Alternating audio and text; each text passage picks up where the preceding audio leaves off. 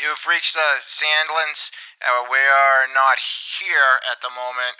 If you can record a message, you just talk. Just after the beep, start talking, and it'll record you, and then we will listen to it, and then we will call you back. Okay, Hello? Hello? Is Destin there?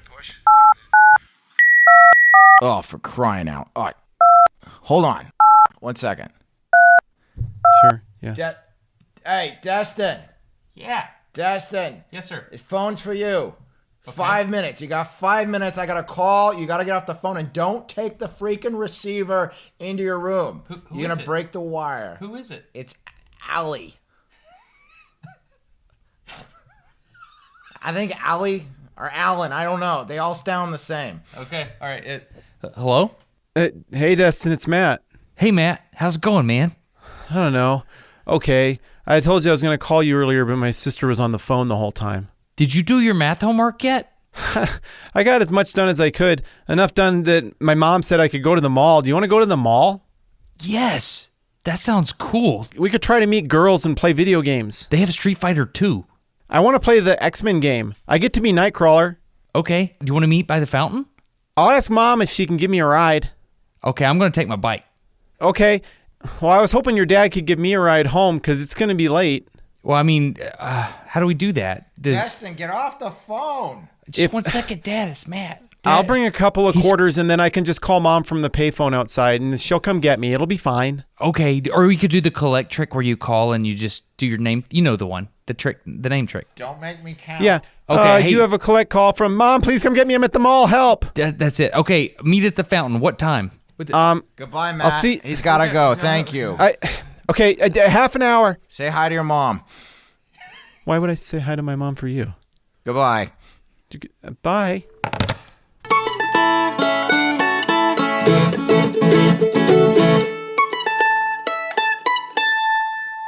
My have phones changed. Just to do that little skit, I Googled phone rings. Right. Like, looking for ringing sounds. What do you think I found? I bet you found like the old first generation late 90s Nokia ringtone. No. I found the rings that go on the back of your phone like a pop socket that you put your finger through. Oh, that's the first thing that came up? That's the first thing that came up when you Google phone ring. Isn't that interesting?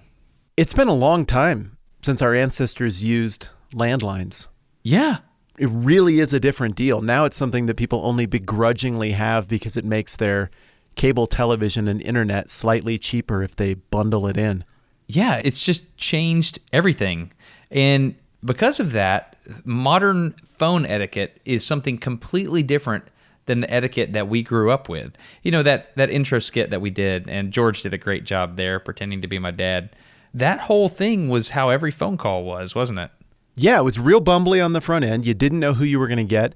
And if you were in 7th grade and you wanted to look up a girl who you had a crush on, you wanted to look up her phone number in the phone book and then call it, and your heart would be all pounding, and you'd be like, I just hope she picks up. Just please not her brother, please not her dad. And somebody picks up and you're like, is Michelle there?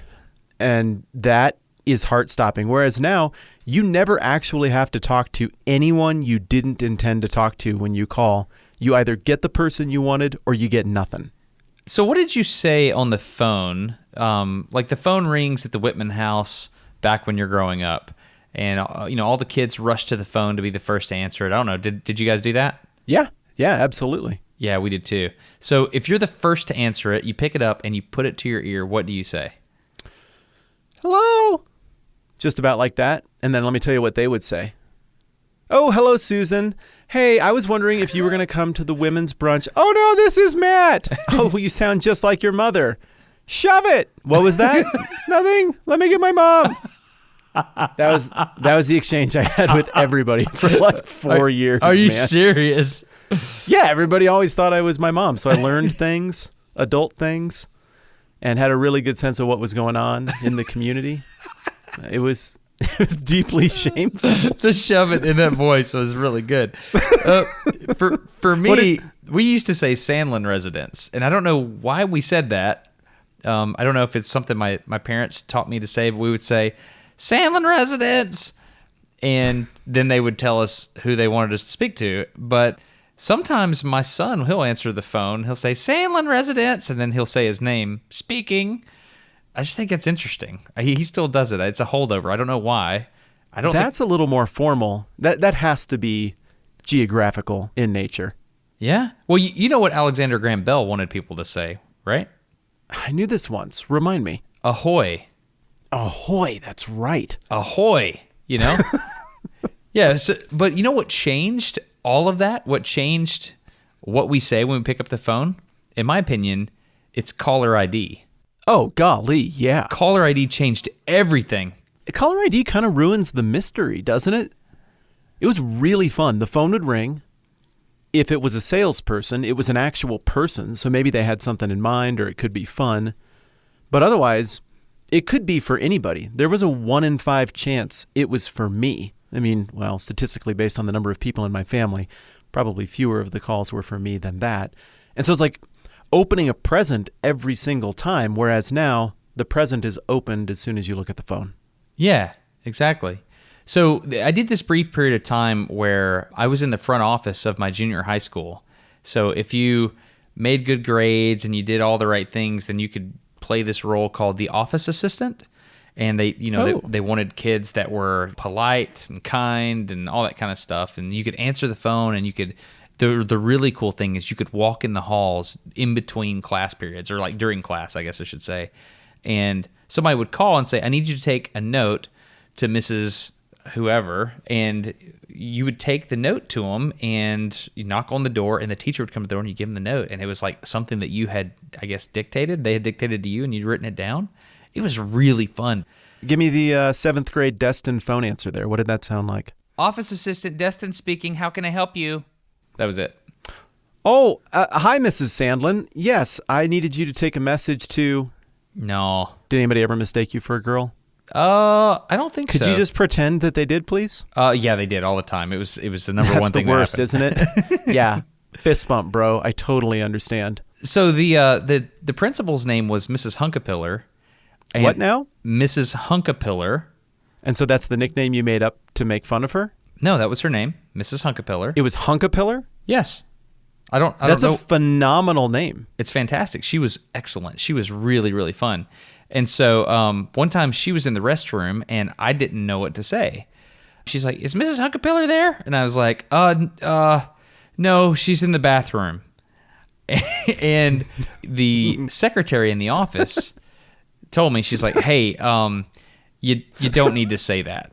Like, that's a little, because I learned all my manners on the fly, right? That kind of stuff, Sure. like how to be professional.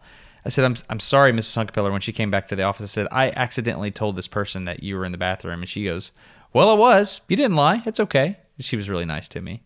So anyway. She sounds wonderful. All kinds of weird stuff like that happened in the phone days, man.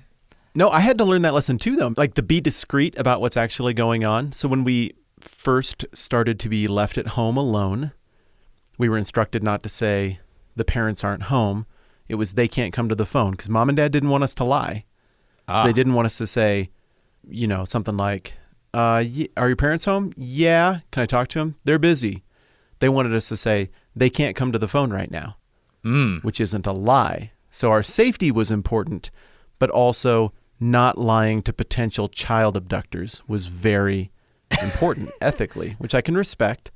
But one of the hard lessons that I learned about that was definitely the bathroom thing as well. So then, fast forward to me working at church, and I have literally, she's got to be like the best person I've ever worked with in an office setting. Amy, you've met Amy. Yeah. She and I worked together forever. We just had a blast. It was really, really fun. But she's a hyper competent, hyper professional. And when telemarketers would call, and that was kind of weird because it was always people that are trying to kind of prey on the whole, oh, you work at a church. Right. You have to be nice and do things for us thing. When they would call and ask for Amy, I could tell they were a telemarketer. I could tell they wanted money. Just without fail, I would be like, I am sorry, she is pooping right now. Could I have her call you back? Just every time. And she's sitting right there. And that was how we got rid of the Christian telemarketers. I'm really, really proud of that. You should be proud of that. So speaking of being discreet and stuff, you and I are in this weird period. We kind of grew up in the analog telephone days, and it transitioned over to the digital age. But my granny, she was really, really far back in the analog days. So I did this thing a while back I called the Great Granny Project, where I went over to Granny's house. She lived alone at the time. And I set up a camera, and I just asked her questions. And so I reached out to all the cousins, all like 20-something, great grandkids, and, all my aunts and uncles. And I said, hey, I'm going to sit down with Granny over the course of, a couple months or whatever and record stuff. What do you want me to ask her? And one of the questions was, what were some of your old jobs? Turns out my granny was a switchboard operator in town. And she told me, she said, oh yeah, we knew everything in the whole city. I said, what do you mean? She goes, everything. I was like, well, I mean, what? I don't understand, Granny. What does that mean? She said, if there's a wreck, we knew where, we knew how it went down, we knew everything about it. She said, we knew where the brothel was in town, and we knew how the police chief at the time would call and arrange things to happen at the brothel. Like, she's what? Yeah, she's like, we knew everything. And I was like, are you serious? And she's, yeah. Did they ever get called as witnesses for anything? I have no idea. My understanding is that they would just tap the line. So they're sitting there with those big, those big plug-in mono, they would literally take a line from one place, pull it out of the board, and plug it in somewhere else, and they could tap into it or all kinds of stuff like that, right? Yeah, like big. I picture like big 3/4-inch jacks. Exactly. We call them banana jacks. I don't know what they're actually called, but they were the mono. They had the two prongs on them.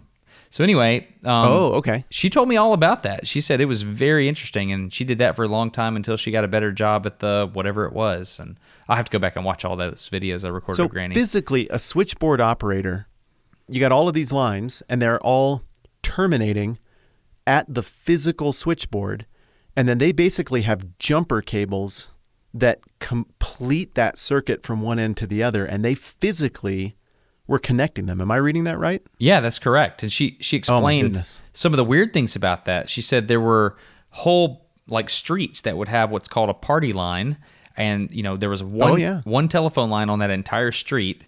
And so you had to wait till Ethel got off from talking to her cousin or whatever. But like if you had a long distance call, that was a really big deal because you had to have switchboard operators in between you and Louisiana or wherever you're talking.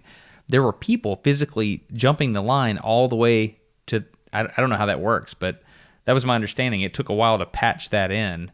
And when they finally got it set up, it's something to be respected. And that's how they got people used to paying for the service of long-distance calls, because there was actually human labor and capital involved. And so everybody would understand, we're paying people all the way down this line to make these connections. But then when that starts to become automated, the idea of paying for long distance is already in place, except now you're really not paying for anybody to do anything. Yeah, it's like a vestigial artifact that moves forward. And I can remember as... the pay model for phones, you started to shed different things. Like used to, you had to pay to do the caller ID thing. Was it *69 or *67? How did you do that? I don't remember. The one where you could, after the fact, figure out who just called you? Oh, yeah.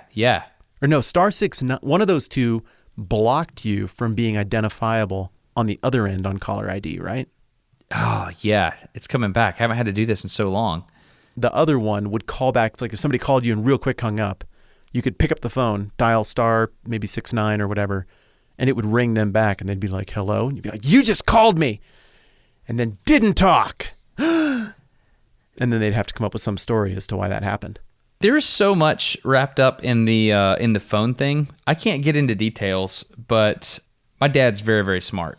He's a very smart individual. Yes, he is. And we would do really weird things with our phones growing up. Like Dad would let us dial into bulletin board systems.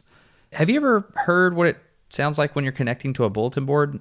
First of all, do you know what I'm talking about when I say an internet bulletin board? Yes, I do. That was something that I goofed around with in the late 80s. I picture Bon Jovi playing in the background. the first time I was at somebody's house and they jumped onto an internet bulletin board. So I think this is 80s technology, right? Yeah, actually, I don't even know that it was an internet bulletin board. It was just a bulletin board. And so, like, somebody would have a modem that was essentially speakers connected to an old phone headset, and you would lay the phone on top of it, and through the different beeps and pings and stuff, it could transmit data. Mm-hmm. And so one thing you could do with a local bulletin board is, you could dial at 14.1 kilobits per second or whatever, which is crazy fast back in the day. And you would dial that up, and you could download programs or games or whatever. And that's how we would get software back and forth back in the day. And so at my house, if you called, it had to be in between times when Dad was doing something on a bulletin board, or, he was teaching me how to do something. I mean, that was just part of it. He had a little place under the stairs where he had the computer, and he had his modem wired up to the phone line. And, you would pick up the phone. Let me see if I can hear what that sounds like. Here, I'm pulling up an old video here. All right.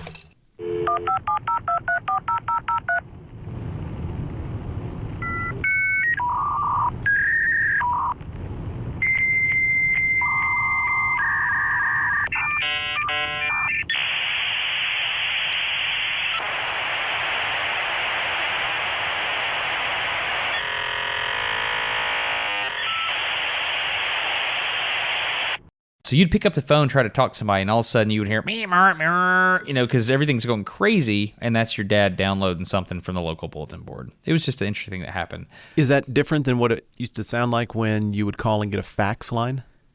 I don't know. I would assume that the protocol was different. Different, but the same principle. And isn't that the same principle that allowed the guy in Ready Player One that was being referenced to use the Captain Crunch whistle? Yes. To hack phones? Yes, exactly. Yeah. So the way he did that is he could make calls using certain tones. So there's overtones and undertones. Like if you look at the phone keypad, when I figured out that my dad did this, it was one of the most genius things that I ever... We had a situation where someone's life was in danger. I don't know. I don't know how to explain it other than it was weird, and the reason Dad did this was important. So you can look at a dial pad on a phone, and you have on the top row 1, 2, 3, then you have 4, 5, 6, and then 7, 8, 9. Those are the rows. So each row has a tone associated with it. And the columns 1, 4, 7, 2, 5, 8, 0, and 3, 6, 9, that has a tone associated with it. Like, for example, 1 is a combination of the tone for the first row and the first column. Right. 5 is a combination of the tones of the second row and the second column. Mm-hmm. So those two tones played together is how you get a touch tone phone. That's how the system could figure out what number you were touching. So we had to figure out who somebody was dialing one time. Again, just weird stuff. But long story short, if you could get an audio recording of the old school phone dialing, you could hook it up to an oscilloscope or something like that, and you could find the overtones and undertones, and you could rip those two tones apart, and you could go back in and find out what the phone number was. That's crazy. Yeah. I'd never thought about that, but of course you could. Yeah. And the way we figured this out is that we had this phone that had kind of a garbagey, wobbly keypad, and if you touched it all the way, you would get that combo tone. If you touched it part way, you would get, I don't remember which, but either only your row tone or only your column tone. And so you could generate like goofy halftones, and we just tried to make music with it and stuff, and I don't know, it amounted to nothing. I don't think we ever even actually called anyone. We might have even unplugged the phone to mess around with this, but that's when it started to occur to me that those tones were a combination of row and column sounds. Oh, look at this. Oh, wow. Okay. I've got it sitting right here in front of me. Let's see if this works. So I've got, so column 1 is 1209 hertz, but the row is 697 hertz. So I'm going to try to figure out if I'm staying on the same row. The row is the low pitch, right? Or if I'm going to a different column. See if you can figure it out. Okay, so the row is the low pitch. I guess I'm not giving you enough information to succeed here. I was going to say, I feel like I'm just going to be guessing. Yeah, you are. So long story short, this is all the same row. So that's the same row, and this is going down the column. You can kind of tell, can't you? Mm-hmm. What's really interesting is even though it sounds like it's going down in tone, the column is staying the same, 1209 hertz, but the row is going up in frequency. So it's 697 hertz as the undertone, 770 hertz, 852 hertz. So at first it sounded like it was going down, but it's actually going up. It's weird, man. It never sounded like it was going down to me. Did it not? It sounded like up. Yeah. That's weird. What are we doing? That's really interesting that strikes our ears differently. Yeah, it is. This episode of No Dumb Questions is sponsored by Bombas. They make socks, which you would think would just be a thing that you put on your foot. But I learned when I went and bought the Bombas to try this out that it is not just fabric that you put on your foot. This can be way, way, way better. Which kind did you get? Before we talk about that, Matt, Okay. I want to level with a third chair.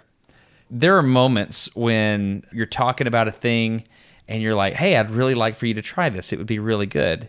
And then there are other moments where you're like, hey, if you try this, it's going to go really good for us and they'll keep sponsoring us. And we love the socks. And we could get more of these socks if you just go get socks. And the beautiful thing about this is if you buy a pair of socks, they will donate a pair of socks to someone in need. They work with the homeless. It's like a 1-for-1 swap. It's a really big deal to people that need socks, and they're awesome. I mean, I think you said it best when you said you had no idea it could be that big of a game changer, but it is. Well, now I have two buckets. I have my sock bucket from the dawn of time that has gradually accumulated socks since college. With no elastic around the... Yeah, I know the one. Oh, yeah, they're a disaster. Discolored. It's terrible. But you get committed to those, and you're like, I need a few more socks. So you get something that's roughly the same. And your sock style and feel then is a decision you made for yourself in the mid-1990s, and you haven't revisited it ever. And then something like this comes along. They're like, hey, try out our product, see if you like it. I'm like, well, it's socks. Sure, we'll see what happens.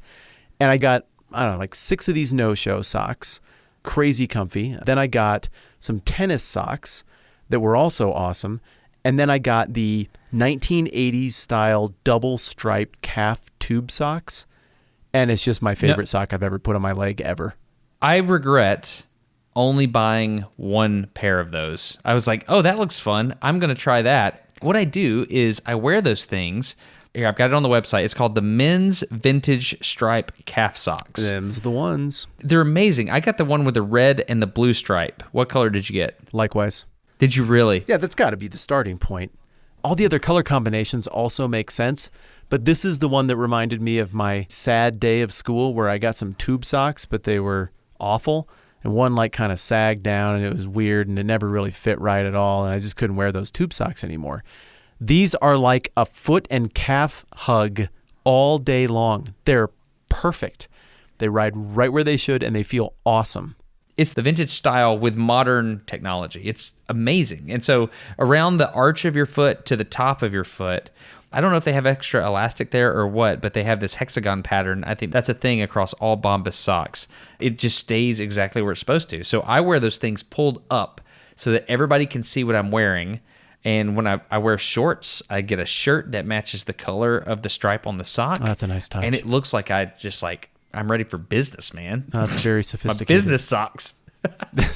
Your business 1980s tube socks. But it does feel like that. I've just decided I think I'm done with the old sock bucket. I think I'm legitimately just going to entirely purge that because the few times since I got the Bombas that I've had to get something out of the sock bucket, I've just resented the old socks the whole time. I really genuinely like the way these feel way better. Can we legitimately do that? Because we're talking about Bombas socks. We could do that. We could do that even if we're not talking about Bombas socks. What do you mean? I'm saying Bombas could sponsor my sock bucket and your sock bucket. Oh, I like the way you're thinking. You see where I'm going here, right? Yeah. Yeah, that's a no-brainer. Legitimately, I want tons more of these tube socks, and I want tons more of those no-shows. Real quick, though, the no-shows, you got some of those too? Yep, they're good. They feel great, and they're tiny, and they really do the no-show thing, and that also makes me feel slick and sophisticated. Yeah, whatever you want. Hiker stuff, if you want the compression sock, they have all the stuff there. And you can get this for yourself by going to bombas.com/NDQ and you get 20% off your first purchase. So it's BOMBAS.com/NDQ, 20% off your first purchase. And we're two dudes, so we're talking about guy socks, but they've got a whole lineup like this for the ladies as well. For my money, you're going to want the men's vintage stripe calf socks. That's where it's at. That, and they've got solids as well. Trent, he only wears black socks. They've got a whole line of black socks. I'm excited to see what everybody thinks about this. I promise you, you are going to love these, and you will tell as soon as you take them out that they're just not built like the socks you have in your sock bucket right now. And you put them on, and it's kind of like an overly friendly sock is kissing and hugging your feet all day long. It's pure magic. I know it sounds crazy, but this is the first time Bombas has sponsored this podcast. We really want this to be successful because we really honestly like these things. They are a game changer. Yeah, I didn't think there could be better socks. That just seemed like a thing that would all be at one level. This is not true. There are better socks, and these are the better socks. Bombas.com/NDQ, 20% off your first purchase. Ginormous thank you to Bombas for supporting the program, and ginormous thank you to the Third Chair for supporting the sponsors.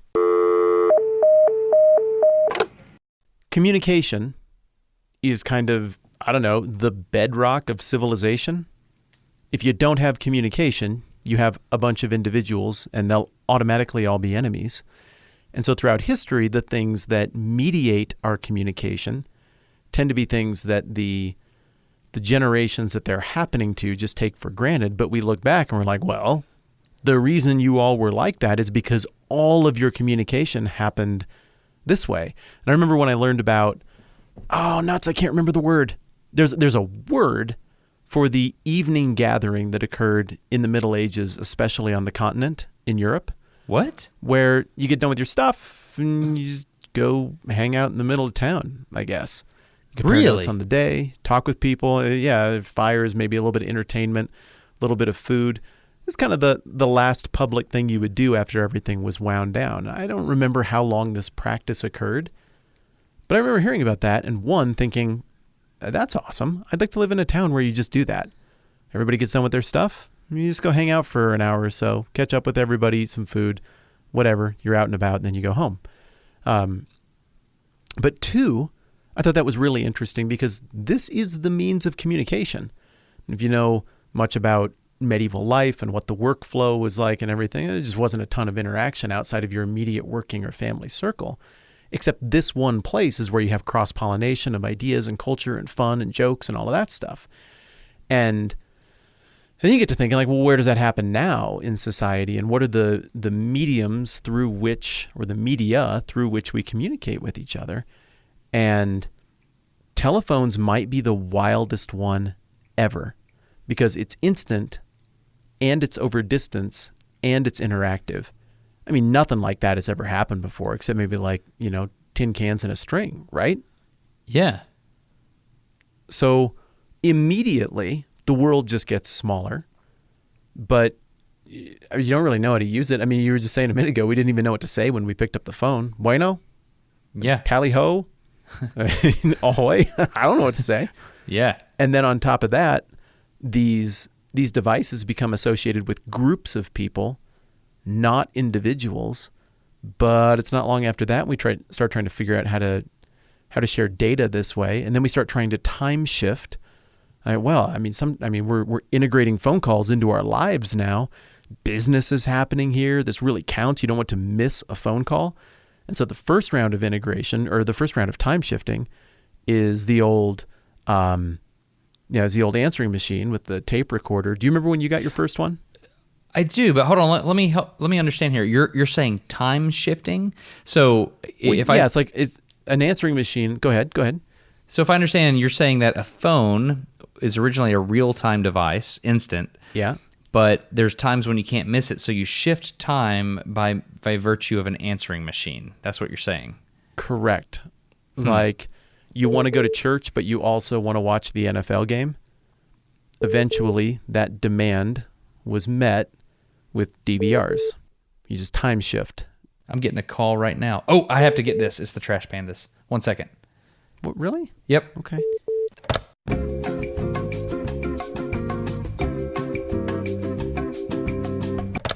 What happened? Still recording? Yep. That right there was real life, how weird phones can get.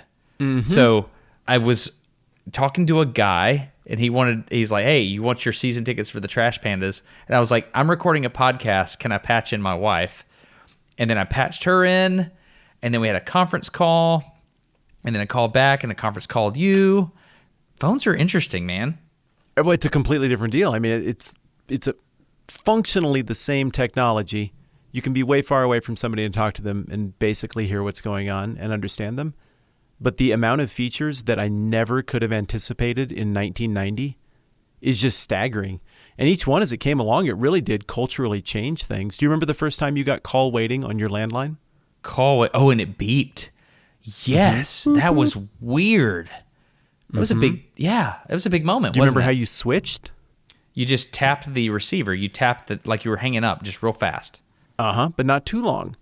If you were too heavy on that receiver button, the little hang-up thing, you'd kill both conversations. Speaking of which, have you ever asked your kids why they call it hanging up?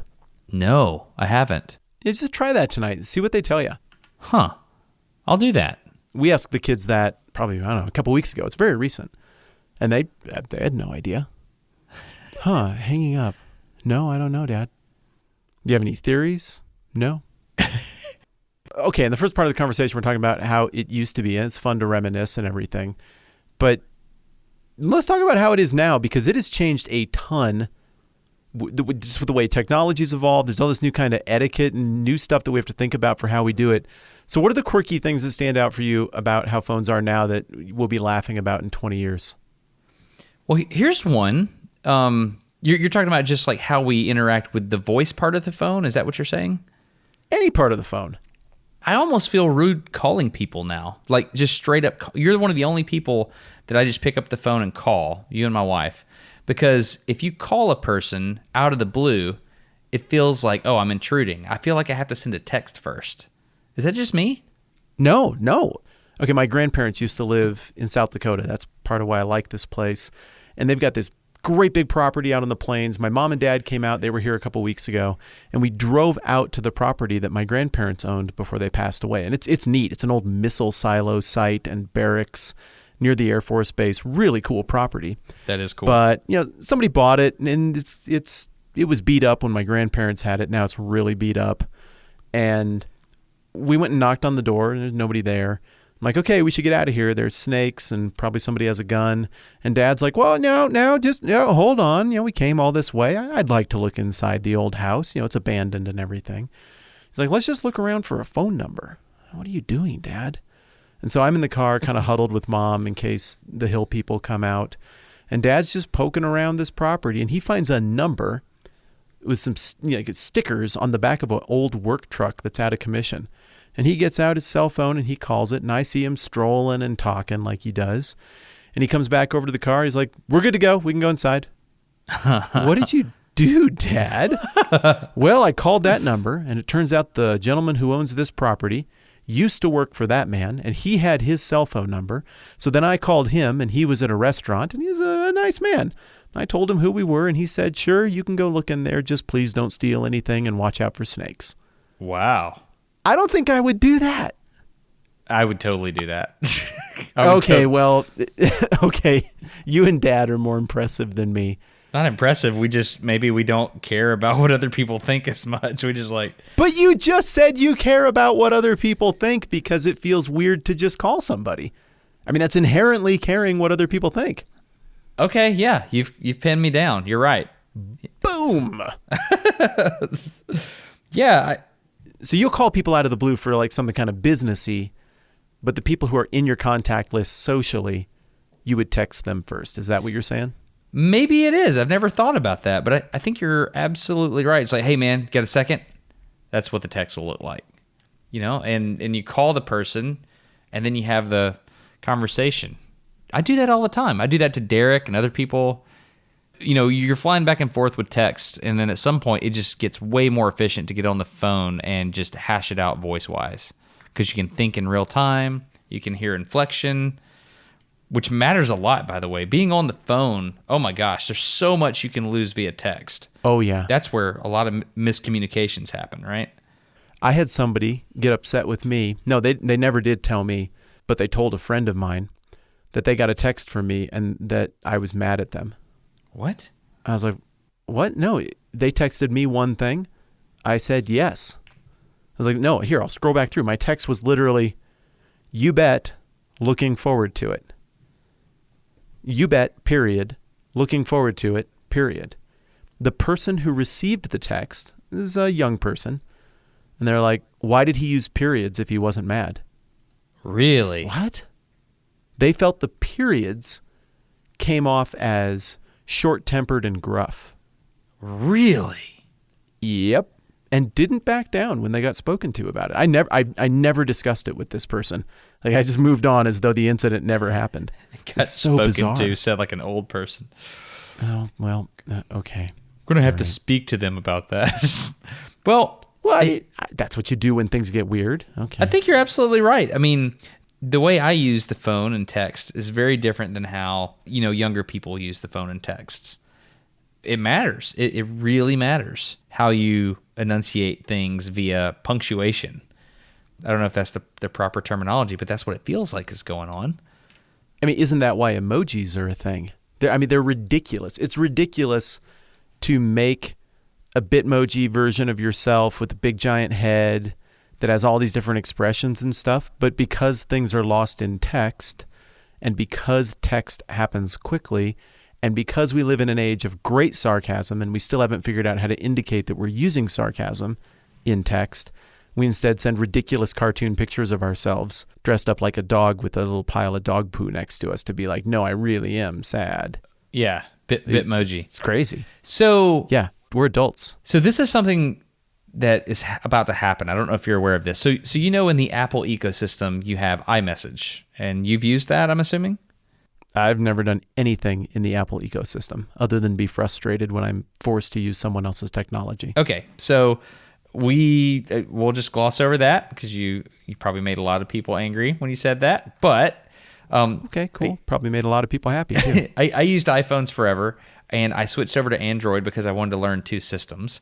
And the one thing that's a little frustrating to me is the messaging situation. Oh my goodness. Look at you. What? I just wanted to, I want to be open-minded and learn multiple things and try to see things from multiple perspectives. You just got a phone, man.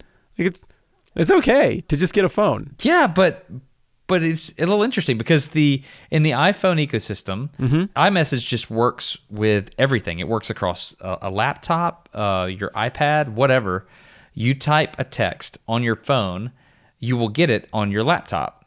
And that's wonderful for when you are, say, I don't know, you're about to go pick somebody up at the airport. And so I can just pull up my laptop real quick, find the exact flight numbers, take a snip, and then just paste that over in iMessage, and that goes off via text to this person. It's just That is nice. And that's what I use Pushbullet for. I use Pushbullet as well. You know that. And the thing about Pushbullet is it's a paid service, and it's a second-party app or a third-party app where you have to connect your phone to Pushbullet, and you also have to connect your computer to Pushbullet, and they handshake, and sometimes it works, sometimes it doesn't. I don't know. It's an interesting service. That's a fair assessment. Yeah, and it taps out after so many messages towards the end of the month, right? Mm-hmm. And I blow through those pretty quickly, and I refuse to pay for anything because I've anchored myself to not paying for messaging. So okay, there's a thing that's happening in the very near future called RCS. Are you familiar with RCS, Rich Communication Services? No. What is that about? This is essentially a new form of text messaging that's coming to everybody's phones, no matter what they use. iPhone, Android, no matter what, RCS is coming, and it's going to be awesome. Why is it going to be awesome? Okay, so right now, when you text people, you use SMS messages, and that goes through the cell network, right, or whatever it's called now. Mm-hmm. Well, RCS uses the digital backbone, and you can do all kinds of stuff. I could send you a link, for example, through RCS, and you could just pull it up and just put it in your Amazon cart, all from within the Messages app. Huh. Doesn't sound interesting, but it's wildly interesting. And all these different people are on board. It's going to be really, really nice. And so you can send something, for example, flight status. You can send it directly from your laptop to your phone, and it's just all going to be connected. And that's amazing. So if you haven't heard of it, I figure you would enjoy knowing that. There is a board on Reddit where people are, keeping up with the different, what are they called? Carriers that have RCS coming to them. And the rollout here in America is going pretty slow, but it's coming. And this is the kind of thing that you can expect with the 5G network that's coming, which, speaking of which... Well, that was my follow-up question. Is it connected to the 5G network, and is the 5G network going to work? It's got to work, right? But the question is, how are they going to... Does it gotta? Yeah, it does. Because the Samsung Galaxy Note 7 gotta work, and it mostly just burned planes. Yeah, that's true. But the thing about 5G is if you have flamethrower data rates, what are you going to do in terms of the bill structure that we use today? Because right now I have a data cap, and Verizon has been very clever about milking the Sandlin family for extra money because of, a 20 gigabyte data limit every month. That is nothing, by the way. Nothing. Oh, you want an extra gigabyte? Sure. Yeah, that'll be $5 or whatever it is. It's more than that. Yeah, you want to load ESPN and have a couple of videos accidentally play further down the page than you've scrolled to? That's $10. Oh, yeah, good point. Yeah, that's the worst money you could possibly spend. I hear what you're saying. My family is grandfathered into an old Nebraska Alltel contract that we made in like the mid-2000s. And Alltel, got absorbed. Well, maybe you don't know this. I don't know if Alltel was where you are. Alltel got absorbed by Verizon, and Verizon had to honor their contracts. So every time I go to Verizon, they're like, you should get this new contract. It's great. And I know there's a prompt on the other side of the screen that's like, get them off this contract. Anything. Do anything. And we just keep refusing. Like, no, we like the Alltel thing we've got. It's going really well. And I get the impression, at least, that we're still getting maybe more desirable features and cost on that. But for us, we are truly unlimited data. But then if there's competition for data after we've gone through 20 gigs, then we see throttling. It still works, but it's throttled. Do you get throttled, or do you go full speed the whole time and just get charged? I'm full speed the whole time. But yeah, the throttling thing is I hate that. When you're international, that's the worst. Mm-hmm. So you've had that happen, and it just goes to nothing. Yeah, think about that. So back in the day, a long-distance phone call cost money because Granny had to patch you in to whoever. Right. Yeah. We got past that.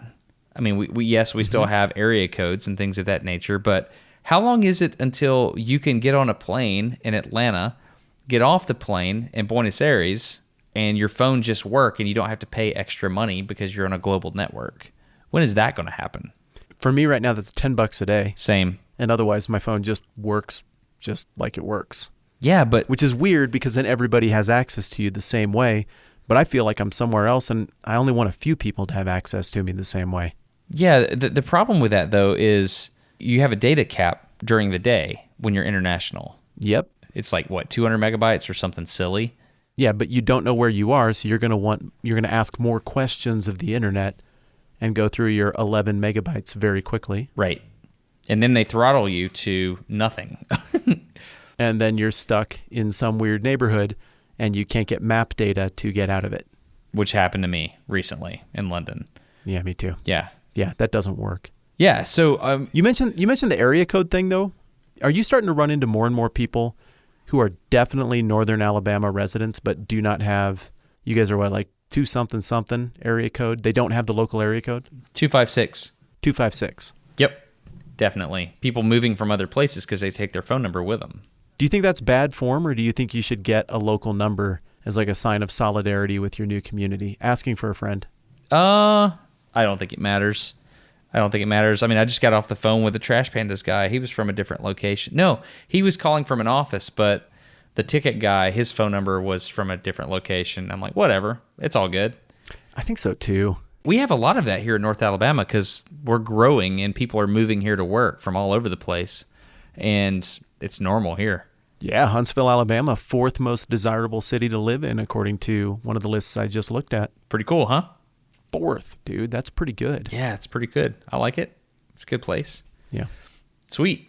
Okay, so the technology is interesting, but again, I'm really intrigued by all the opportunities for my social awkwardness to come out with cell phones and how it magnifies that. And one of the things I'm trying to do is make it less weird when I get a call that I can't take.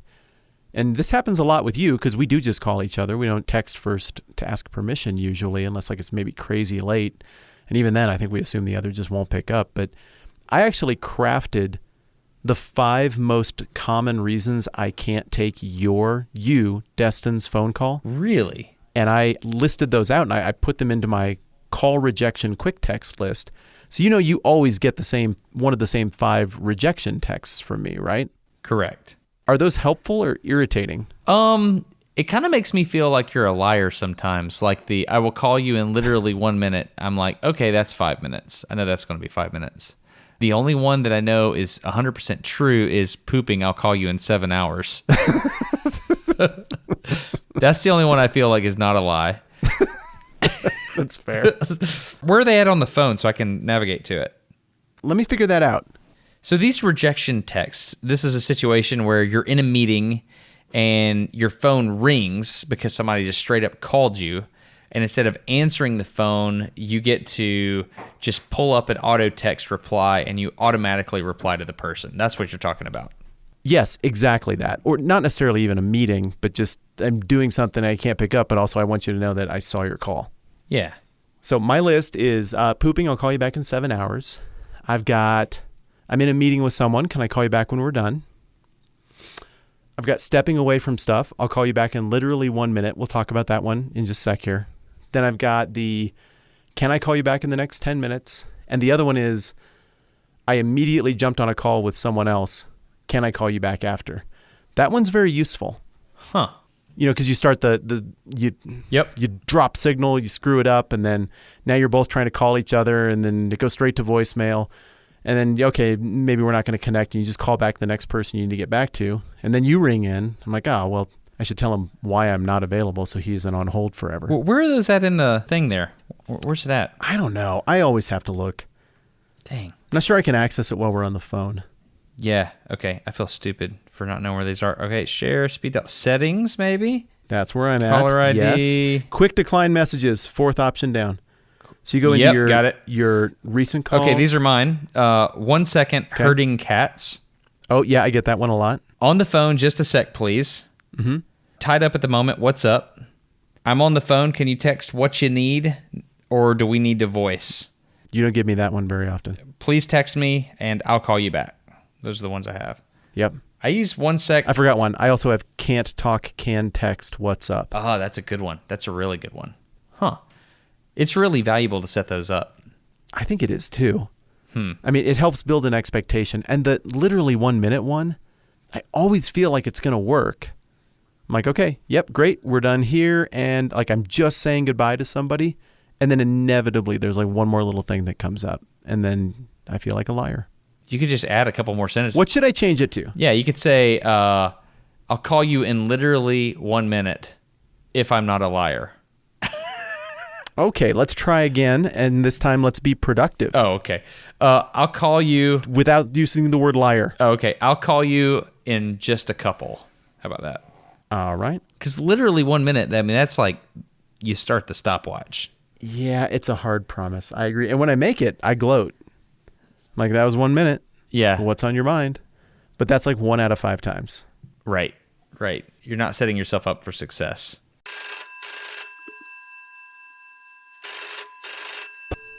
So you guys mailed out all of those pins. Yeah, we did. It transformed our house. To be clear, we mailed a Winged Hussar pin to every single patron of the podcast, and I have really enjoyed seeing people tweet their pin in interesting locations. What's the most interesting one you've seen so far? Well, we did a meetup in St. Louis just spontaneously. I just tweeted it, and some people showed up, and there were pins. So I would say seeing them in person, like, hey, that pin was on my kitchen table 2 days ago, and now there it is on your hat in St. Louis. If I understand correctly, Camilla figured out how to mail all this stuff out, right? She took probably a week and researched the heck out of how to tackle a project that big. So, yeah, it was her. She came up with some scheme for how to do all the labels and how to work out international shipping. That's way harder than I thought. And then she and the kids just created an assembly line and knocked it out over the course of 3 or 4 work days. Is she there? Can I tell her thank you? Yeah, hang on a sec. Okay, got Camilla. Hola, chica. Hola, ¿cómo estás? Bien, y tú? Gracias para... How do you say thanks for mailing all the pins in Spanish? How do you say that? Mandando los pins. How do you say pins? I don't know. I don't Swagro. know. As pokies. That's awesome. Thank you so much for mailing all these pins on behalf of the third chair. That's huge. I mean, how many did you mail You're total? super welcome. Well, me and the kids, not me personally, but the kids and I did 1,500-ish. And then we sent 500 to another service to do the international. Yeah. Well, my understanding is you did the thing you always do with your logistics brain, and you saved us a bunch of money in shipping. So thanks for doing that. Hey, no problem. Awesome. So I don't know if Matt's told you, but the next thing we're mailing out to everyone is like a bunch of cucumbers. I don't know if he told you about that yet. No, I haven't heard about that. That will take... Yeah. Maybe I'll have to call HelloFresh. Yeah. Oh, you're so good. Oh, you're God, good. that was good. Wow. That was fast, too. Dang. You should keep her. Thank you, Camila. You're welcome. All right. Gracias, Camila. De nada. Yeah, so thanks for letting me thank Camila, man. Yeah, She's sure. awesome. Yeah, she was all self-conscious because she was dragging some congestion along with her, but it's still worth it. I'm glad that she is receiving recognition for busting her butt to take care of everybody. I thought it was incredible to watch her knock it out. Yes, our wives do a lot to make cool things happen and make it look like we did all the work, but it's not true at all. Yep. That is an accurate statement of how things are. Also, we need to thank the patrons too, because that's the where I Wing said it. Cassars really showed up in force here. Like, a lot of people jumped on board and supported the podcast, and we are very grateful for those of you who have arrived at our time of need, and we're just thankful. Yeah, no kidding. It's just indicative of a really fun culture in general on the podcast. And one more cool thing that we got to do together. Glad that we got those all sent out. So yeah, we'll be eyeballing something clever to do down the road at some point. Yeah, thank you to everyone who signed up at patreon.com/NoDumbQuestions. It's huge. Agreed. Thank you to everybody. Now let's go talk about the phones more. Your call did not go through. Please try your call again. So let me ask you this. Who takes precedence when you get a phone call? Let's say you're on the phone and somebody walks up to talk to you. Is it the person in physical meet space? Do they take priority over the person on the phone? How does this work? I think it depends on who the person in physical meet space is, right? Yeah. Okay, so when you go through a drive-thru, you stay on the phone. And I stay Right. on the phone. Right. But we both use the exact same phrase. I don't remember if it was yours or if it was mine. But the phrase for just a second I'm going to interact with this person is Human interaction. human interaction. Right. And the idea is this person is taking the time to make a business deal with me and exchange money for food or whatever. I need to interact with them like a person so they don't feel crappy and I'm not being a jerk. That's what that is code for. Right. But when you know it's going to be quick, stay on the phone. Right. To be clear, we need to make sure that we've never talked about this, but to be clear, if I say human interaction and you're waiting on me, because there's never is it okay if I do this real quick? It's like human interaction. It's like a stiff arm. Yeah. Mm-hmm. If you feel like you have to drop off the phone because you don't have time to wait for me, I'm cool with that. Oh, yeah, we've long agreed on that. And that's Okay. what we do. We just hang up if you don't have a chance and you get the other person back. And if it works, great. And if not, later. Right. But we've never agreed on that. That's just what we do. Because it's common sense, right? No, it's not. Some people don't. I think It's it not is. I think it is. You can't go around like, okay, I'm going to be Mr. Cell Phone Guy. You're going to be Mr. Cell Phone Guy. Nothing we can do about that. It's our jobs. It's just the way we've structured our lives. But we want people to feel good about interactions with us. And so it is just common sense to say, there's a human here. I'm interacting with them. They take priority for a minute, right? Yeah. Yeah. Okay. So yeah, common sense then. Yeah. I mean, but common sense isn't common is the thing. Well, Some people that are well adjusted get it. Some people don't get it. And I don't know. That's been my experience. how do you feel when you are trying to interact with someone and they take a call at an inappropriate moment? Like in real life, I just assume it was very important. Yeah.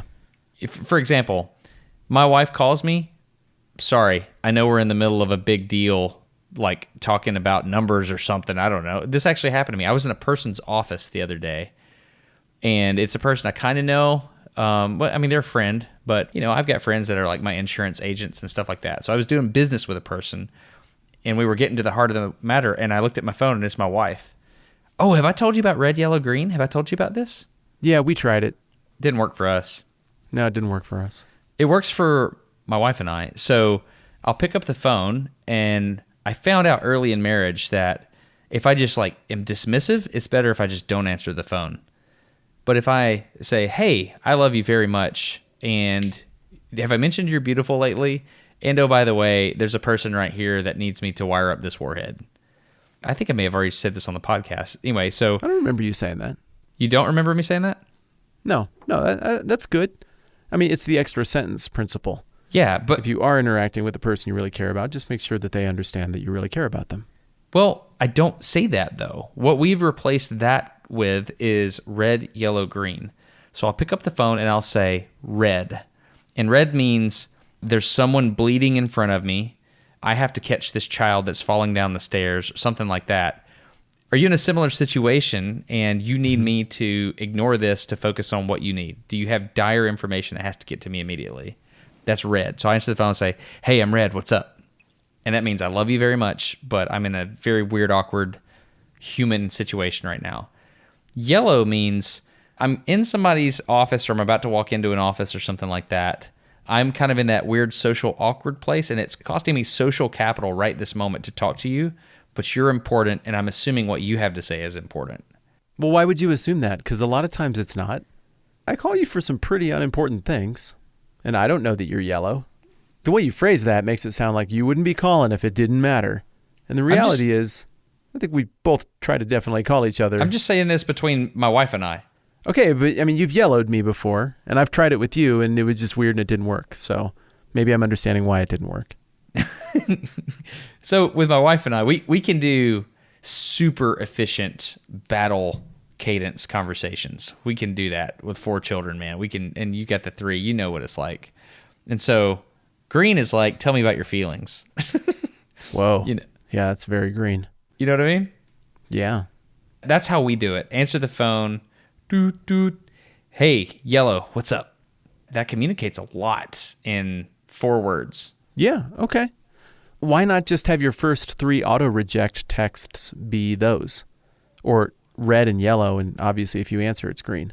Because if it wasn't important at all, she would have just texted. Really? She never calls you to be like, I guess what I just saw. No, she does that. She does that. And I call her for the same reason. If it's a time sensitive, like if it matters and it can't be delayed, that's when you call somebody. That's interesting. Yeah, but that's not really why you call somebody. I mean, everybody's got their little Mount Rushmore of calls. You got the people who are maybe like numbers 2 through 4, maybe 5 or 6 on the speed dial. Your thumb knows right where to go. You have 15 minutes of windshield time. I wonder if they're going to go see that movie I just saw a trailer for. I'll just ask. You call them up. What's up?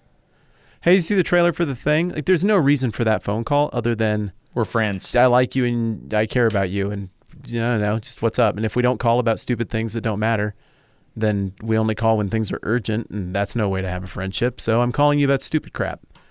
Like, people call for those reasons. I'm not sure the red, yellow, green schema accounts for that aspect of phone use with that inner circle of people that we call.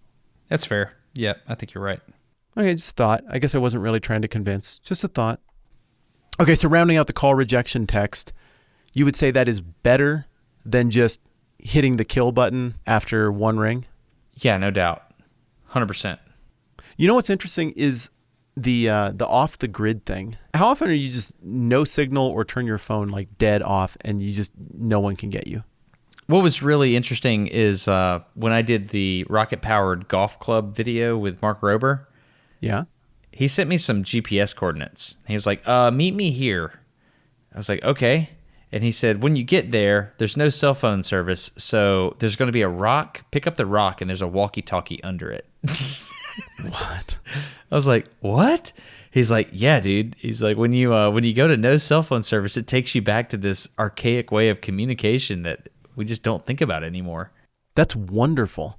Yeah. Do you remember trying to coordinate stuff like that when you were a kid? You're like, all right, Dad's taking the boys, Mom's taking the girls, and we're going to meet at the Burger King over there at exactly 11:55.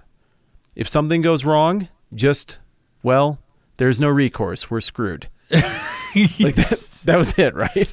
Yeah. When I was able to drive, one time I was supposed to get all my siblings and go home. This is like 17, right? Just to the age where we were allowed to do that. And then I got all the way home and I had forgot one of my siblings. And I had to get all the way to the house before I found that out because they couldn't reach me. Right. And turn right back around. And there is no recourse. All you can do is just drive and explain later. Yep. Okay, slight tangent.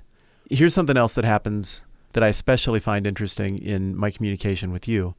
The Bluetooth phenomenon, where all of our vehicles now... Bluetooth purgatory. Oh, Bluetooth purgatory. Yes. Yes.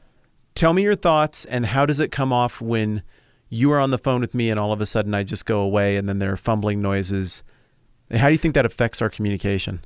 I'm going to level with you. There was a time when you were worse at this than I was, and I think it's when you had those Bose headphones, and sometimes your phone would just jump over to it, and I would be hearing you talk, but it was your headphones were laying in the seat next to you, and I couldn't communicate, and I was getting frustrated. I was like, man, that Matt, he just doesn't have it together on the Bluetooth front. That's and fair. then in the past 4 or 5 months, they updated Android Auto on my truck, and they updated the Android software on the phone, and I owe you an apology, dude. It's been awful. It's fine. It's been awful. I'm so It has sorry. been awful.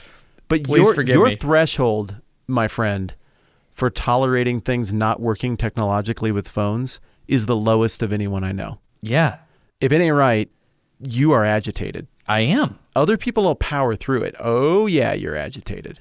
Yeah. Man, I drive across Wyoming. Signal's not working right. There's no figuring that out. I hate Wyoming. I'm angry at all of this.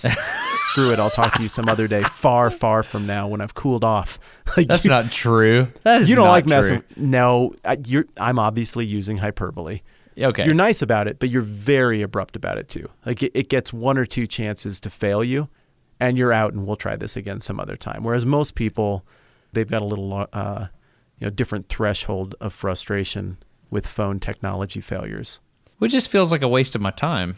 Well, it's because it is a waste of your time. Yeah. So you're right there. It's frustrating though, because it does feel like the technology, like sometimes it's me being an idiot. What you talked about is me forgetting that my Bose headset was on and just being an idiot, and that's ineptitude. No excuse. The other stuff, I don't know why sometimes the Bluetooth handshake doesn't work the way it should. I still haven't figured out why sometimes there's an echo when you're on Bluetooth in a car and other times there's not an echo. Do you know why that happens? No, I do know this. There is not one technology that has promised so much and delivered so little as Bluetooth technology. I want to think of some sort of counterexample, but You know? you're making really good points. Yeah. Yeah. I mean, Bluetooth is like, oh, yeah, and it's got Bluetooth, and it'll just work.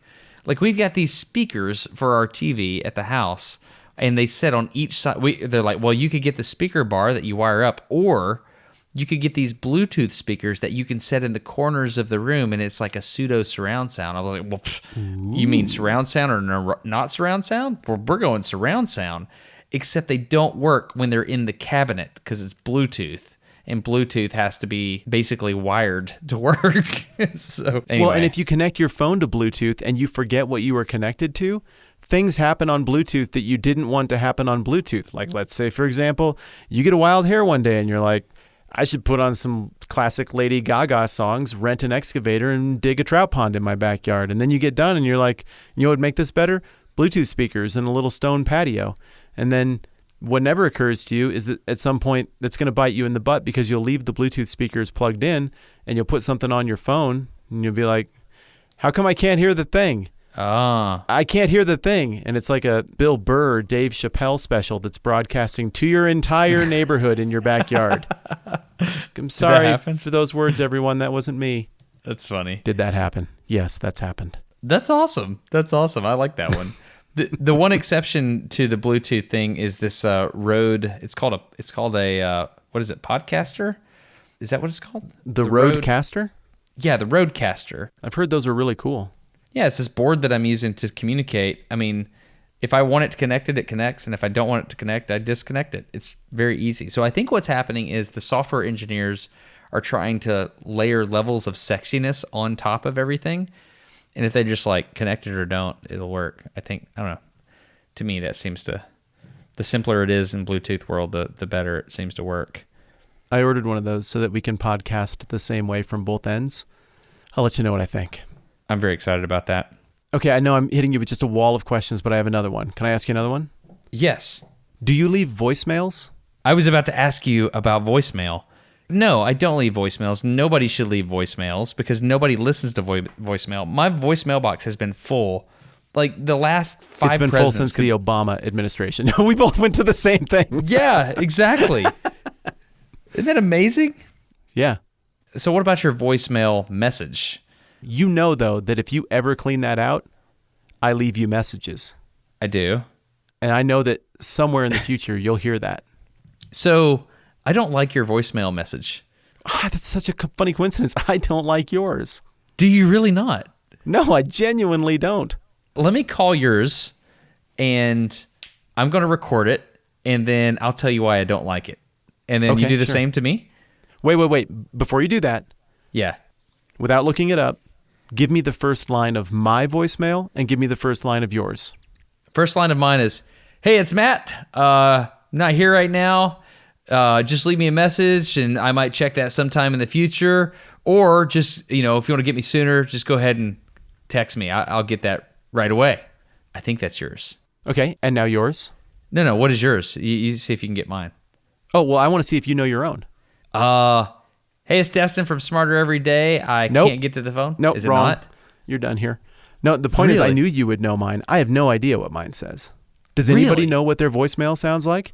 I have no Here. idea. I don't ever call that. When would I ever hear it? Yours is rote memory. What is mine?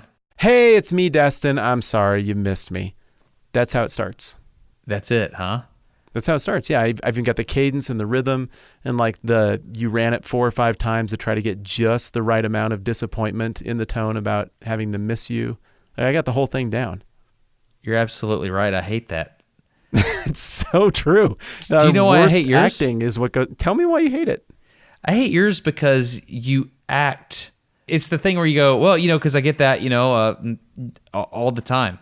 And it's that fake little stopping of the sentence that I know is fake because you think very quickly on your feet. And so I can hear the little choke up in there that you're wanting me to think is authentic, but it's not because I know you like the back of my hand, not like the back of my hand. What, you know what I mean?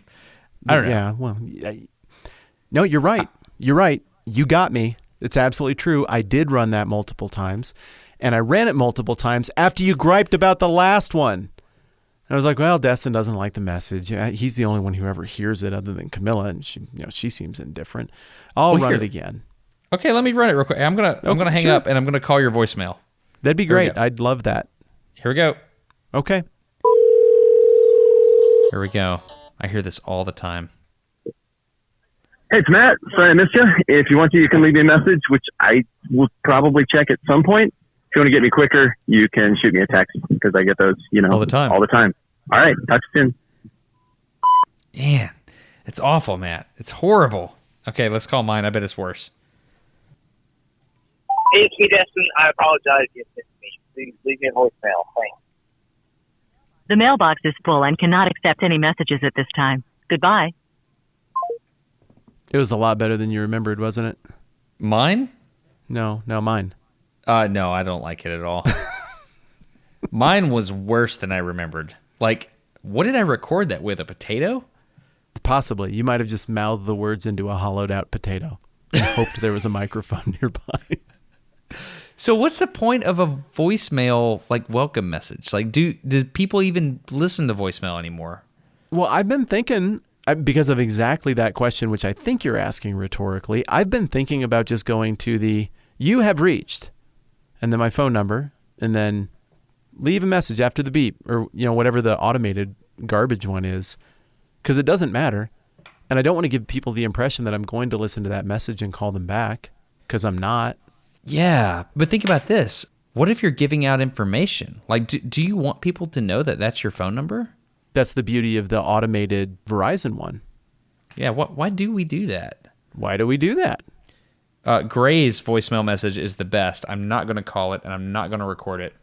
But he makes it very clear no one will be checking this voicemail box in a very Gray-like way. It's awesome. Oh, yes, I'm sure. I can picture exactly how he would say it. Yeah, it's pretty good. No, I think I still have this old vestige of like, oh, Matt's the guy who has the really good voicemail messages, because that's the only time anybody ever gets to do anything in a microphone back in those days. Ha ha ha, that's clever. So I feel like I still want to do it because I could do it so well, and you're telling me it's hot trash. Yeah, I think so. I mean, it comes across as not genuine, just like mine did when I just listened to it. I don't even know the password to my voicemail, man. Dang. Yeah. Yeah, you're really not going to get back to anybody. Yeah, I could figure it out. I could run through the memory bank and figure it out. But I don't know. It just doesn't make sense. Voicemail doesn't make sense anymore. Text and email. No, it doesn't. I think I'm done with it. I think I'm done with the recorded voicemail as of today. I'm killing that. Yeah, me too. Good idea. Okay. Well, it sounds like a blood oath covenant to me. It does. It does. Now touch the back of my thigh. What are we doing? Just do it. This is why we don't record in person. No, I'm not doing that. And the covenant is sealed. No, I did not touch your thigh. I did not touch your thigh in my heart. Okay, no, cool. It's not sealed. It's sealed, but not because of the thigh touching. Do you grant me absolution of guilt for not responding to voicemail messages in the future? I do. I'm going to make a gesture right now. Yep, it had a lot of circles and curves in it, but there was a gesture, and you are absolved. Do you grant me absolution of guilt for not replying to any of your voicemails ever? I do, and I'm going to make it official with finger guns. But can we also agree that if for some reason either of us ever empty out our voicemail box, we will call the other and leave an overly schmaltzy 1990s style message with too much sincerity? Do you want to know why my voicemail box is not empty? Why? Because I have saved things in it. I have messages in there from my dad. I have a message from my daughter from when she was almost 10 years ago when she said, "Hey, Dad, I don't want to get married. Boys are icky," or something like that. There was that, and then there was also the time that a leprechaun visited her school and turned all the toilets green, and she wanted to call her daddy and tell him about that. You got to offload that stuff, man. When you're going to change services or phones someday, and you're going to try to think of everything, but you're not going to think of that. You're right. Yeah, you got to bank that. I need to do that. I had a message from my grandma Whitman on our old recorder phone. Yeah. Like the old brown, it wasn't even voicemail. What did you call those things? Answering machine box. Yeah. And she got confused and wasn't sure if it was on. And she called Granddad over to help figure it out. And he's kind of, just jokingly scolding her about it. And she comes on and tries again. And it's just the sweetest, most endearing thing ever. And I saved the tape when we got rid of that thing. And we put it in a box somewhere. And I cannot find the Grandma Whitman message. And now she's gone. And because of the era that she lived in, I don't have a lot of stuff recorded from her. But she left me that beautiful message that was just her, super honest in every way. And I have to find that tape again. So you got to back that stuff up because you're going to lose it. Yeah. I got a little bossy. You're absolutely right, man. You have to find that. My dad did something really interesting, and I'd like to have him on at some point, if that's acceptable to you, to talk to him about how he recorded home movies. Because he would go to a sports event, like at the local community or whatever, and he would set up a camera and he would record me playing shortstop or whatever.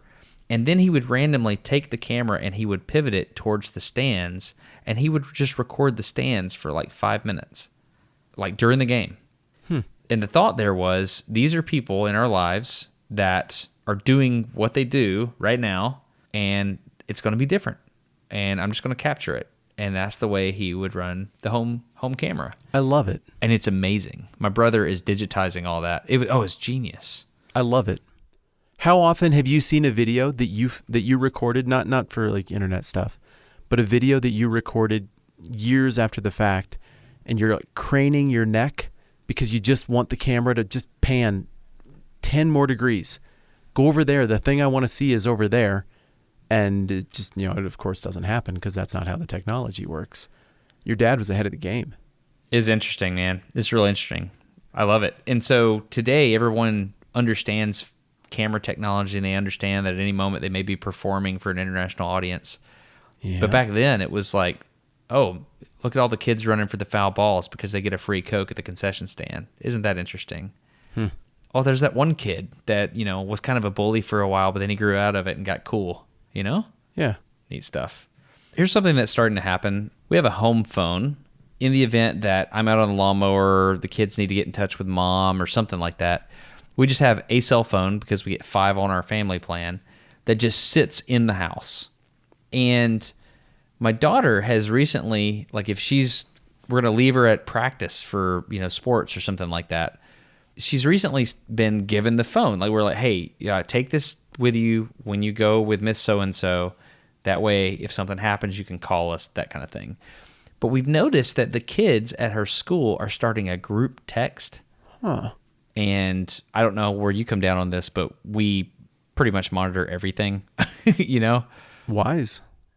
just to see what kind of influence certain kids at school have. And they know, our kids know this. It's like, hey, I saw that text from that kid at school. I don't really like the way they're talking, that kind of thing. Mm-hmm. Where are you at on kids and cell phones? What's your plan here? Because we're both coming up to that point where we have to make decisions. We're in exactly the same place you are. We have a home cell phone that stays with the kids. I mean, they're old enough to be at home alone, of course. And occasionally they get to take it if we drop them off at practice or whatever. But we're very, very, very picky about them being on it unsupervised. And I know that 16-year-old me would call that prudish and overly protective. And to 16-year-old me, I guess what I'd say is, first I'd punch myself right in my stupid mouth because that's not assault. It's me, so it's absolutely fine. And I'd be like, look here, you little know-it-all turd. This is exactly the attitude that gets you into trouble with everything. This I know how everything ought to be, and I'm so young and smart, and I got some A's in some classes. You need to knock that crap off now and not just about this stupid conversation. I'm not kidding. And then I'd put my fist up again, like I was going to give him one more, and little 16-year-old me would be like, I don't actually like confrontation. You're exposing my secret weaknesses. And then the second thing I would say after that would be like, you just don't get it, man. Future is so different. It's not like now. There isn't that much trouble you can get into now. There's no thing that you can do right now that you could just broadcast to the whole world and it would ruin your life a decade from now. We're smart enough as a society not to give you the means to say things that will then crucify you for a decade from now when all the values change. But in the future, we're too stupid to know better. So we still do that. And then he would punch me in the mouth and be like, you're still like the thing. Like, you know all this stuff. You need to settle down with that. And then we'd probably hug it out and get some ice cream. What would you say? So you've thought this through. Oh, real careful. Yeah. I have conversations with younger me often. I'm healthy. We did stupid stuff as kids and teenagers. So there's multiple levels, right? Right. You want to preserve the moral integrity of your child. There's some things they don't need to be exposed to. Sure. Right? Yeah. And so you want to hang on to that as long as you can. Because, once they eat from the tree of knowledge of good and evil, things are going to change in their minds. Right. And you're not going to be cool anymore. Not that I'm trying to hang on to me being cool. I've long since forgot about that. But just things are going to change mentally. They're going to start to want to get sarcastic, because of that's what's happening right now. I can see it in this other little girl at their school that's in this text group. Because that's what cool looks like. Snippy. Oh, yeah. And they're doing other things. Like I can see them pressuring, like you're doing what? Take a picture and send it to the whole group. Like I can see the pressure starting. It's like, nah, I'm good. No, just do it. Are you too scared? I mean, that seems completely innocent, but that's how it starts, isn't it? It is how it starts. And then what happens is you end up making decisions that effectively dictate the course of your life to you before your brain is ready to make those decisions. And that's why we parent hard. We parent so hard, man. Not to the point of breaking their spirit. I mean, I'm very thankful for the children and how they interact. I mean, my daughter will say, hey, Dad, put your phone down and hang out with us. Ooh. And that's awesome. And whenever she says that, I do my best to listen. So in some respects, they get it better than I do because I'm already fully addicted to a phone and they're not, right? Right. There's that component of it. And then the stupid stuff we did as kids, man. It's gone. What? It's gone. And that's the thing. I did a bunch of stupid stuff. And you know how I can keep it gone? Just not tell you. Yeah. I know some individuals, for example, that may or may not have got a portable toilet from a building site and went to a friend's house who had a little narrow bridge in their driveway, and they may or may not have put that portable toilet right in the middle of that bridge. Wow. And those sound like very, very bad kids. yeah, they were awful kids. I don't know what they're doing with their lives anymore. Probably something whatever crazy. it is, they should be fired.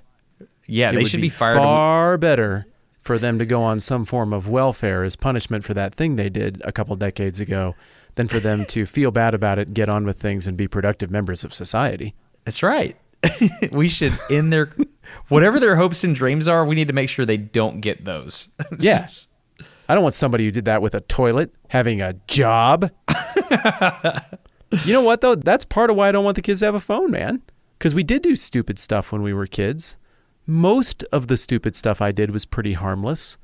Some of it was very harmless by the standards of then, but now would make people really mad, and maybe justifiably so, and maybe we get too worked up about stupid stuff.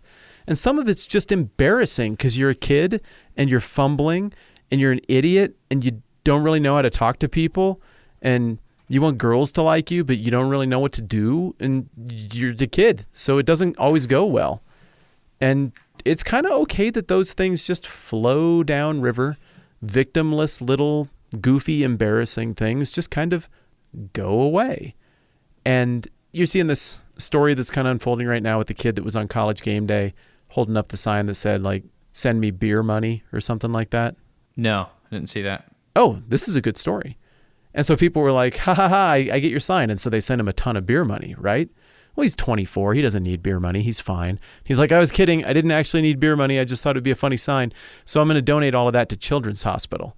And then Anheuser-Busch or something gets on board. I don't remember which beer company. And they're like, heck yeah, we're going to match that or something like that. And so they ended up kicking in something to Children's Hospital as well. My family has personally benefited from what they do at Children's Hospital, and I just loved this story. Well, a former BuzzFeed reporter who now works for the Des Moines Register decides to do, what he calls a routine background check on this young man and finds tweets from when he was 16 that were jokes that had a racist punchline. I have no idea what the jokes were. They weren't printed. I don't know. I don't know anything about the context. I don't know if this kid was a racist when he was 16. I don't care who he was when he was 16, one way or the other, I guess. I'm interested in who he is now. And what he just did now is help out a bunch of kids who are sick, which seems really cool. And so the Des Moines Register printed this in their story about him donating a bunch of money to Children's Hospital and helping people. And it had all kinds of backlash. Well, then the people who were mad about it go and dig through the reporter's history and find a use of a racial epithet that you really, really, really aren't supposed to say. And so now they're like, we want that guy canceled too. And when does that stop? Like, I might not be able to solve stupid cancel culture in society, but I'd like to try to keep my kids from having to be victims of stuff they thought was harmless and funny and maybe were misguided about when they were children. So that's why they don't get social media. Nothing. It's not going on the phone. They don't get to touch it. If I find out they're trying to set up an account, that'll be shut down and we'll have a serious conversation. I get it, man. I get it. That makes you a bad parent, by the way. You're not with it. You're not with the times. Do you think people actually think that? Do you think there are people listening right now in the third chair who are like, that is bad parenting? You're talking to a guy that on the regular gets berated because my children say the word sir. Yeah, I am talking to that guy, aren't I? You are. Yeah. Yeah. My kids say yes, sir, and no, sir. Not just to me, to other people. They do. It's endearing. And people are like, I bet you beat your kids. Oh, my goodness.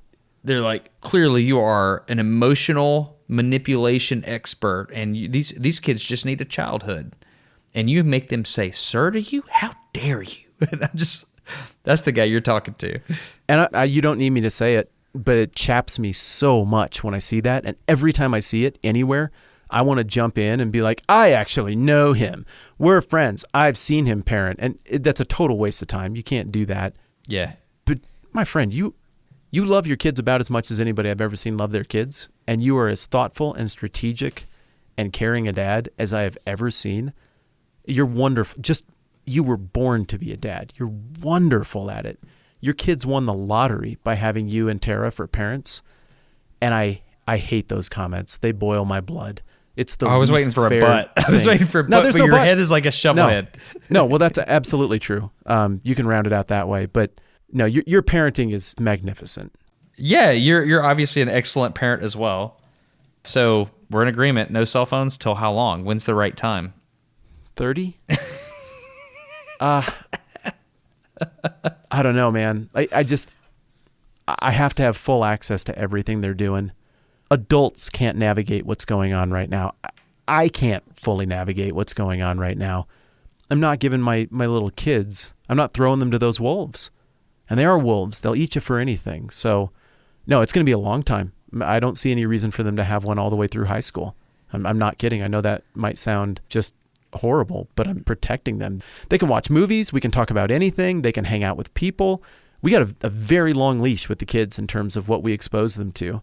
I think You're not lying about that. It makes you pretty uncomfortable how long our leash is with the kids. Yep.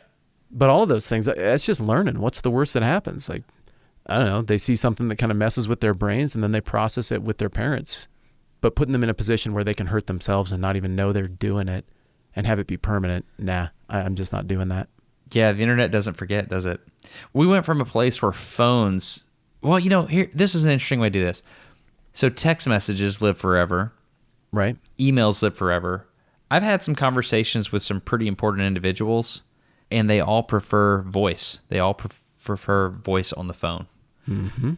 And the reason is because there's not a record of it, at least a public record of it. There is a record, I believe. I believe it's being recorded or whatever. But there's not a public record of it, and that matters. Very much. My district superintendent, who is a genius in terms of navigating conflict or potential conflict, he recommends a strong policy of, if you're working something out in church setting that's contentious, don't do it in writing. Just keep sitting down with people. I think that's very wise. It goes away.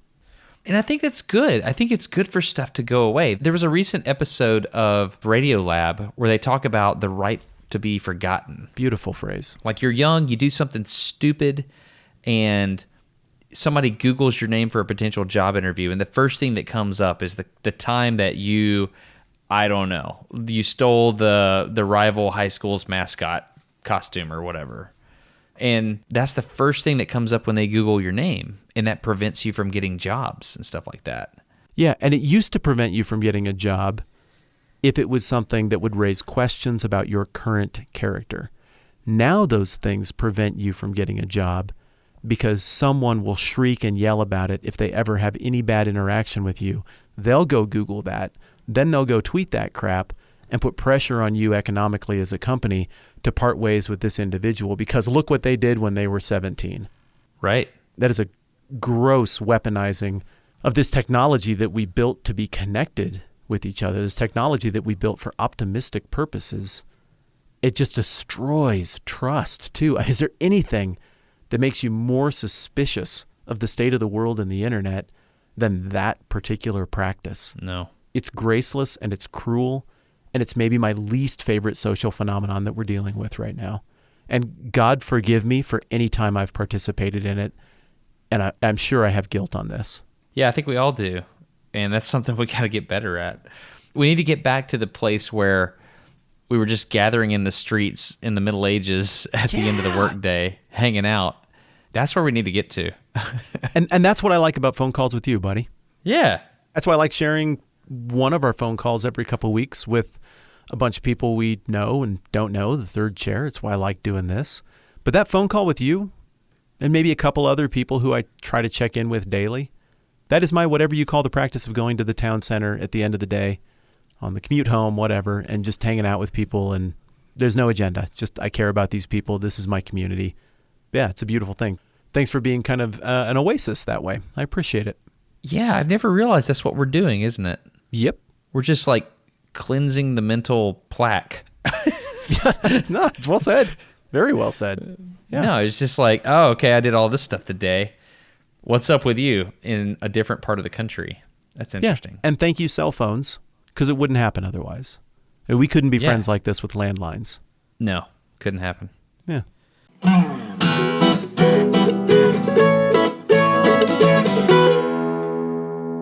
How do you answer the phone? Depends on who it is. If it's Adam Doty, it's a dumpster fire on purpose every single time because we're grown adults, but we're incapable of just saying hello. Well, you can't just do that because of Bluetooth, and you might be in the car with kids. Oh yeah, I got to be smart. That's why I loudly announce, "Hey, got you here with the whole family. Don't tell any crude jokes." Well, I mean, you imply the second part of that. Whereas with Adam, he is the person I most aggressively warn. Hello, Adam. Everybody's here. Say hi to my entire family, please, Adam. And then he usually gets it right. Yeah, but there's this other thing that you and I do that has worked masterfully. Tell me. Yeah, you're really good at this. And I'll be like, hey, man, got you here with such and such a person. Don't say anything weird. And you're like, what's that going through a tunnel? Have I told you about this bloody discharge I'm seeing? It is such like make a it primitive purposely joke, awkward. and we keep doing it. And it works every time. My favorite thing is when we do it with people that we don't know. If you have someone in your truck that I don't know, but you introduce me to the person in the truck in that way, then I'm like, oh, I'm supposed to go strong here. Hey, man, did you get that rash cleared up that you were telling me about? No. I have somebody here. No. I'm sorry. What? There's a tunnel, but like the salve that I recommended that stuff. No, I mean, it might be you're thinking viral, of somebody so else. it could. I got my buddy Mike here. We're doing some work stuff. I'm sorry. It's hard to hear you. But anyway. Hey, yeah, sorry, going through a tunnel. Hey, did you get that envelope I sent you? There's just the scab in there I told you about. I need you to smell it and see if it smells like pumpkins. I think something's wrong. Oh, golly, man. That's so good. All right, well, have a good one, buddy. Take it easy. You too, my friend. Talk to you soon. Bye.